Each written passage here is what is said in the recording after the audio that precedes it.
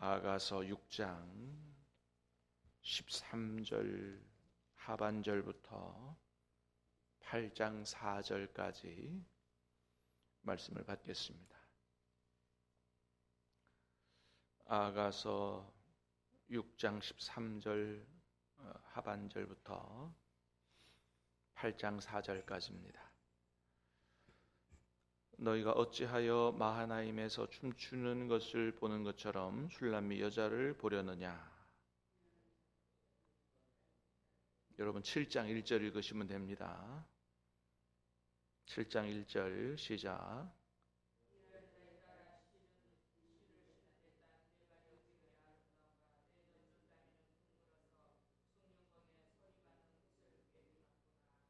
배꼽은 섞은 포도주를 가득히 부은 둥근 잔 같고 허리는 백합화로 두른 밀단 같구나.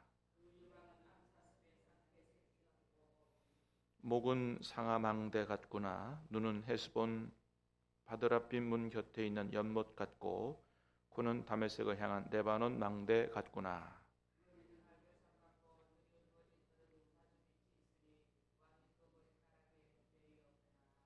사랑아, 내가 어찌 그리 아름다운지 어찌 그리 화창한지 즐겁게 하는구나.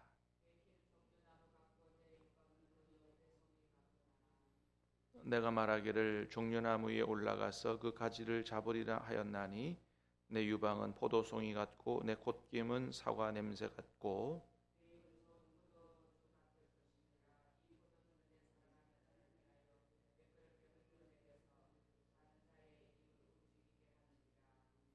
나는 내 사랑하는 자에게 속하였도다. 그가 나를 사모하는구나.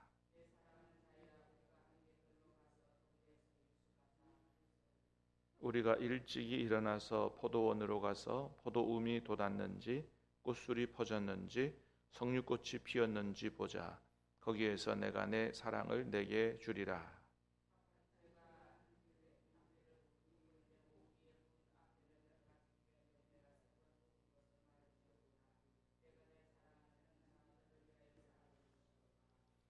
내가 내 어머니의 젖을 먹은 오랍이 같았더라면 내가 밖에서 너를 만날 때에 입을 맞추어도 나를 업신여길 자가 없었을 것이라.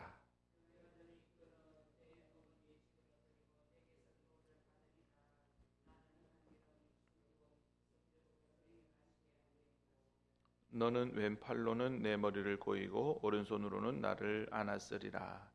예루살렘의 딸들아, 내가 너희에게 부탁한다. 내 사랑하는 자가 원하기 전에는 흔들지 말며 깨우지 말지니라. 아멘. 자, 오늘 본문은 이제 드디어 신랑 신부가 온전히 하나 되는 축복을 누리게 되는 그런 것을 보여주고 있습니다. 자, 먼저는 신부를 보는 신랑의 아주 감탄과 찬사를 볼 수가 있는데요. 신랑이 신부를 보고 얼마나 참 놀라고 찬사를 보내는지, 자 7장 1절부터 6절까지 다시 한번 쭉 보겠습니다. 7장 1절부터입니다. 시작. 귀한 자에 따라 신을 신은 내 발이 어찌 그리 아름다운가. 내 널쩍다리는 둥글어서 숭늉공의 손이 만든 구슬개미 같구나. 배꼽은 섞은 포도주를 가득히 부어 둥근 잔 같고 허리는 백합화로 두 유방은 암사슴의 쌍태 새끼 같고 망대 같구나. 눈은 헤스본 바드랍빛 문 곁에 있는 연못 같고 코는 다메섹을 향한 레바논 망대 같구나. 머리는 갈멜산 같고 드리운 머리털은 자줏빛이 있으니 왕이 그 머리카락에 매였구나. 사랑아, 내가 어찌 그리 아름다운지 어찌 그리 화창한지 즐겁게 하는구나. 아멘. 자, 여러분, 이제 신랑이 신부를 얼마나 사랑하면 또 신부가 신랑 보기에 얼마나 아름답고, 6절을 보니까 그랬어요. 사랑아, 내가 어찌 그리 아름다운지 어찌 그리 화창한지. 그러니까 아름답다라고 하는 표현도 모자랐다 이거죠. 어찌 그리 화창한지. 그러니까 막 신랑이 볼 때 신부가 화창한 뭐 이렇게 아침빛 같고, 광채가 나고 밝고, 하여튼 뭐 너무너무 아름답다. 그래서 즐겁게 하는도다. 내가 너를 볼 때 너무너무 즐겁다. 이제 그런 얘기를 하는 거죠. 자, 보니까 1절부터 보니까 뭐 신을 신은 내 발부터 해서 얼쩍다리, 배꼽, 허리, 유방, 목, 코, 머리, 온 몸이 어디 한 군데 아름답지 않은 곳이 없다. 전체가 다 아름답고 전체가 다 광채가 난다. 이렇게 감탄과 찬사를 보내는 걸 볼 수가 있습니다. 자, 여러분, 이제 어떻게 보면 주님이 우리를 보실 때, 우리를 보실 때 이래야 되지 않겠나. 이제 그 앞부분에 보면 신부가 신랑을 보면서 보내는 감탄과 찬사가 있거든요. 동네 다니면서 내 신랑이 이런 사람이라고 막 자랑하는 내용이 나와요. 거기 보면 이제 마찬가지로 신부가 신랑을 보면서 뭐 온갖 감탄과 찬사를 다 보내면서 동네 사람들한테 자랑하는데, 우리가 이제 밖에 우리 주님을 볼 때는 주님이 뭐 부족한 게 없으시잖아요. 완전하시잖아요. 그렇게 감탄과 찬사를 보내고, 그 찬양이죠. 그게 예배일 거예요. 그리고 밖에 사람들한테 예수님 자랑하고 다니는 것이 전도겠죠. 자, 여러분, 그런데 이제 신랑이 신부인 우리를 볼 때도, 우리가 이제 그 부부간에서는 뭐 이렇게 아마 연애 초기 말고는 이렇게 감탄과 찬사를 보내고 하기가 쉽지가 않을 거예요. 뭐 오랫동안 같이 살아오기도 했고, 그저 뭐 옛날처럼 그렇게 했어요. 머리부터 발끝까지 다 광채가 나고 아름답고 뭐 그렇게 할 수 있겠어요? 그래도 그냥 너무 심하지만 않으면 괜찮은 거죠. 그러나 이제 주님과 우리와의 관계는 이제 오늘 본문과 같아야 되지 않겠는가. 신랑 되신 예수님이 우리를 볼 때 감탄과 찬사를 보낼 정도로 이렇게 좀 흠이 없는 이런 우리가 되어야 되지 않겠는가라고 하는 거죠. 그래서 이제 우리 신앙적으로 우리의 좀 삶을 점검해 보면 주님이 우리를 보실 때 이렇게 감탄하고 찬사를 하실 수 있겠나. 내 사랑하는 자야, 내가 너를 볼 때 너의 머리는, 너의 생각은 어떻게 그렇게 깨끗하고 건강한지 너무너무 보기 좋다. 너의 마음은 어떻게 그렇게 바르고 정직하냐, 너무너무 기쁘구나. 그죠? 너의 손을 봐도 그렇고 너의 발을 봐도 그렇고 너무 정직하고 깨끗하고 바르고, 그래서 정말 아름답고 광채가 나고 내가 너를 볼 때마다 즐겁구나. 이래야 되지 않겠는가. 머리부터 발끝까지 주님 보시기에 정결한, 깨끗하고 바른, 주님이 감탄하고 찬사를 보낼 수 있는 이런 주님의 신랑 되는 우리가, 신부인 우리가 되어야 되지 않겠나. 여러분, 성경에 보면 예수님께서 처음에 딱 만나고 아주 감탄을 보낸 그런 사람이 한 사람이 있습니다. 그게 누구냐면 나다나엘이라고 하는 사람이에요. 주님께서 나다나엘을 처음 보시면서 뭐라고 하셨어요?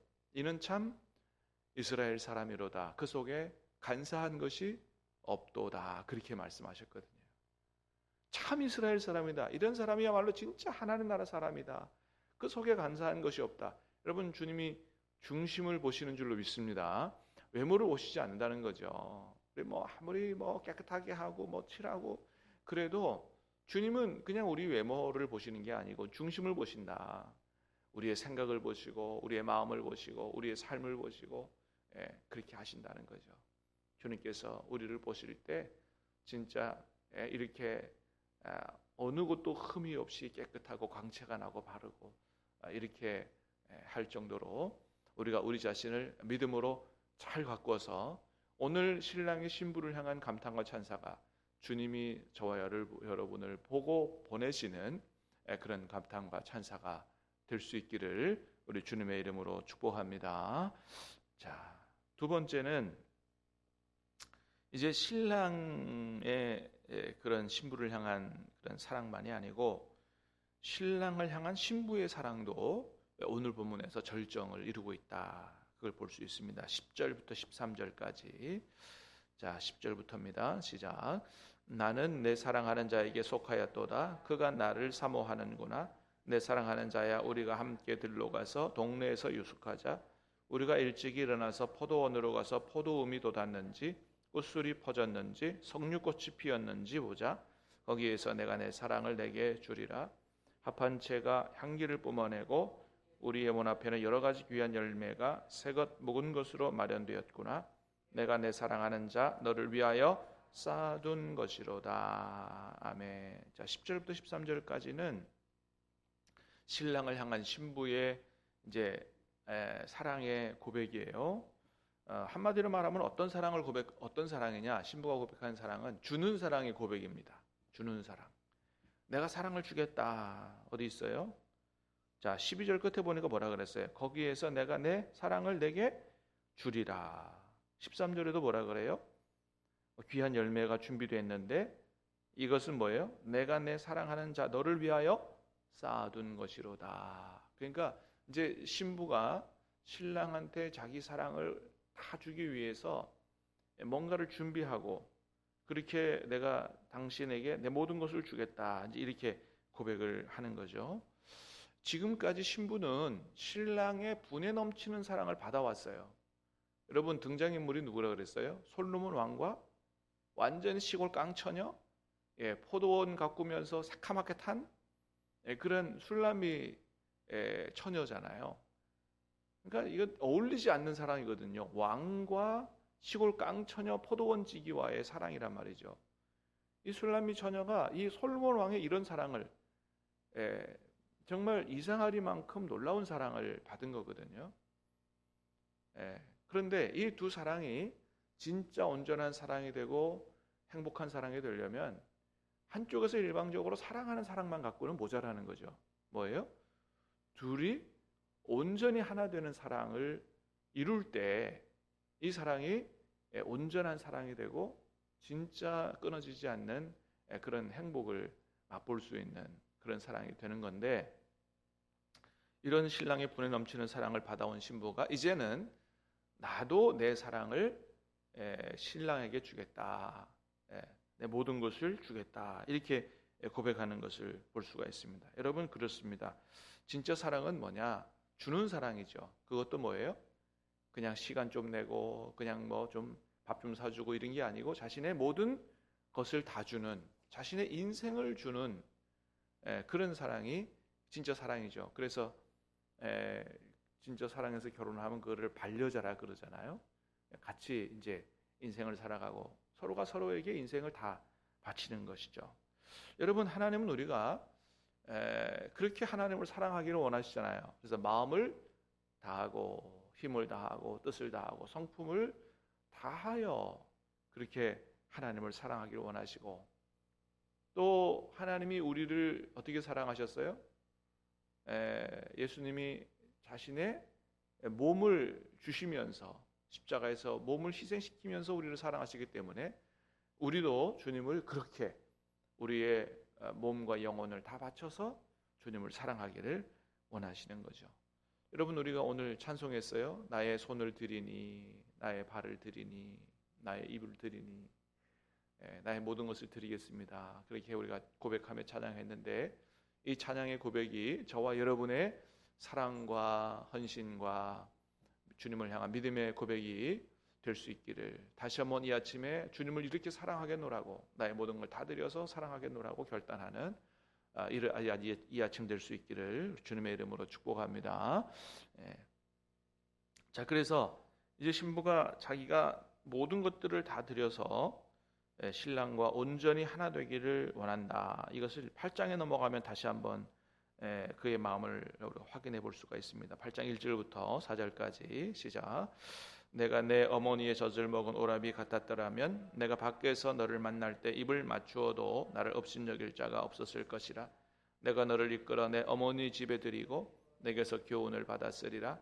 나는 향기로운 술 곧 석류즙으로 내게 마시게 하겠고 너는 왼팔로는 내 머리를 고이고 오른손으로는 나를 안았으리라. 예루살렘 딸들아, 내가 너에게 부탁한다. 내 사랑하는 자가 원하기 전에는 흔들지 말며 깨우지 말지니라. 아멘. 자, 3절에 보니까 그랬어요. 너는 왼팔로는 내 머리를 고이고 오른손으로 나를 안았으리라. 너무 행복해서 4절에 뭐라 그래요? 예루살렘의 딸들아, 내가 너에게 부탁한다. 내 사랑하는 자가 원하기 전에는 흔들지 말고 깨우지 말아라. 이제 신랑과 온전히 하나 되는 그 행복을 맛보는데 방해하지 말아라. 이제 이런 얘기를 하는 거죠. 그렇습니다. 여러분, 진정한 사랑은 배타적인 사랑이에요. 여러 사람과 함께 그 사랑을 공유하는 사랑이 아닙니다. 나는 너에게, 너는 나에게 속한, 그리고 그 둘 사이에는 그 무엇도 끼어들고 방해할 수 없는 그 둘이 온전히 하나 되는 사랑이 이게 진짜 사랑이잖아요. 그러니까 주님이 우리에게도 그렇게 말씀하세요. 뭐라 그래요? 요한복음 15장에서 나의 안에 거하라. 나도 너희 안에 거하리라 말씀하시잖아요. 여러분, 주님이 이미 우리 안에 와 계신 줄로 믿습니다. 그렇기 때문에 우리가 주님 안에 속한 그런 삶을 살아가야 되는 겁니다. 주님이 오직 우리와 하나 되기를 원하셨으면 우리 안에 오셨겠어요. 그러니까 저 하늘에 계신 분이 아니거든요. 우리 옆에 계신 분도 아니에요. 우리 안에 오셨다. 그러니까 나도 주님 안에 거하는 게 이게 중요하고, 그래서 여러분 옛날서부터 우리 믿음의 조상들에게 있어서 최고의 기도는 이렇게 주님과 완전히 하나를 경험하는 기도라 그랬어요. 여러분, 우리가 기도할 때 기도가 여러 가지입니다. 생각으로 기도하는 기도도 있고 말로 기도하는 기도도 있어요.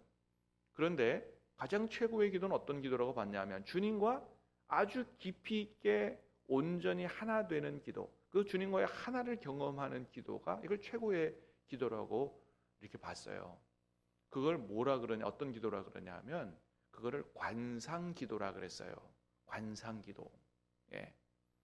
한자로는 뭐 이게 볼간자, 형상상자 그런 건데 그 한자의 관상기도라는 의미로는 그걸 충분히 담아내질 못해요.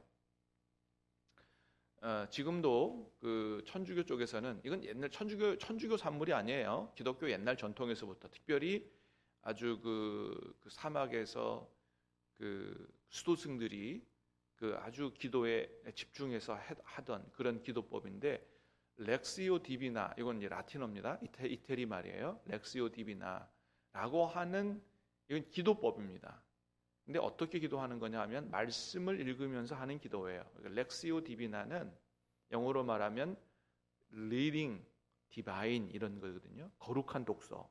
그러니까 성경을 읽으면서 하는 기도인데 4단계로 기도합니다. 첫 번째는 렉시오, 두 번째는 메디타시오, 세 번째는 오라시오, 네 번째는 컴플라시오 이렇게 얘기해요. 그래서 이 처음에 렉시오는 뭐냐면 리딩이에요. 성경을 읽는 겁니다. 성경도 읽는 게 여러 가지잖아요. 막 통독도 있고 정독도 있고, 그죠? 근데 성경을 빨리 읽지 않아요. 눈으로 읽는 게 아니고 마음으로 읽는 겁니다. 천천히 하나님의 말씀을 읽어가요. 읽어가다가 마음에 부딪혀오는 부분이 있다면 거기 머물러 섭니다. 뭔가 이 부분에서 내게 하나님께서 말씀하시는 게 있다 이렇게 느끼는 거죠. 그러면 그 두 번째 말씀에, 그 마음에 부딪혀오는 말씀에 머물러 서서 묵상하기 시작해요. 메디타시오, 메디테이션, 이게 이제 묵상이에요. 그래서 내 이해력, 상상력 모든 것을 다 동원해서 여기서 말씀하시는 하나님의 뜻이 뭔가를 들으려고 하는 자세예요. 그렇게 마음에 부딪혀오는 말씀을 깊이 묵상하다 보면 거기서 하나님의 음성을 듣는다는 겁니다. 그래서 하나님의 뜻을 깨달아요. 나를 향한 하나님의 뜻을 깨달았을 때 비로소 그 뜻을 붙들고 하나님 앞에 기도하는 거예요. 오라시오, 영어로는 오럴이에요. 오럴이 뭐 입으로. 그때 하나님의 뜻을 붙들고 하나님 이 뜻대로 이루어 달라고 하나님 앞에 기도해요. 이제 우리가 하는 기도죠. 하나님의 뜻을 붙들고 하는 기도입니다. 내 필요를 위해서 하는 기도가 아니고, 그렇게 기도를 많이 하다 보면 어느 순간에 내 생각, 내 필요, 내 말조차도 다 사라지고 온전히 내 안에 임재해 계신 주님과 깊이 있게 하나 되는. 그래서 이걸 어떻게 설명할 길이 없어서 어떻게 표현하냐 하면 어린아이가 엄마의 품에 안겨서 젖을 먹고 만족과 행복을 누리면서 잠든 것이라고 표현을 해요. 우리가 깊이 있게 기도하다가 모든 피로, 염려, 근심 다 사라지고 온전히 주님을 바라보고 주님이 내 안에 계신 임재를 느끼고 그러면 그동안 걱정도 있고 염려도 있고 필요도 있지만 그게 다 필요 없어진다. 온전히 지금 이 시간이 주님과 깊이 있게 하나 되는 것에서 진정한 평화와 행복과 만족을 누리기 때문에 어린아이, 엄마 품에 안겨있는 어린아이와 같은 것이라고 이렇게 표현을 합니다. 그렇게 온전히 하나 되고 하늘의 평안과 만족과 행복을 누리는 그런 단계에 이르게 된다. 그걸 가지고 contemplation, 관상이다. 주님과 온전히 하나 됨을 경험하는 기도다. 그렇게 이야기를 합니다. 그렇습니다. 우리가 보통은 하나님 앞에 내 필요를 아뢰고 염려를 아뢰고 이렇게 말하는 기도 하다가 아멘 하고 가지만 더 깊은 기도로 들어가면 그것조차도 다 염려도 사라지고 근심도 사라지고 주님과 온전히 하나 되는 그런 천국을 맛본다. 이것이 최고의 기도라고 하는 이런 우리 이제 믿음의 조상들의 기도인데, 여러분 오늘 이 아침에 저와 여러분 가운데 임재해 계시는 그 주님의 임재를 무엇보다 깊이 경험하고 누리는, 주님과 온전히 하나 되는 그런 복된 아침, 또 복된 하루 될 수 있기를 우리 주님의 이름으로 축복합니다. 기도하겠습니다.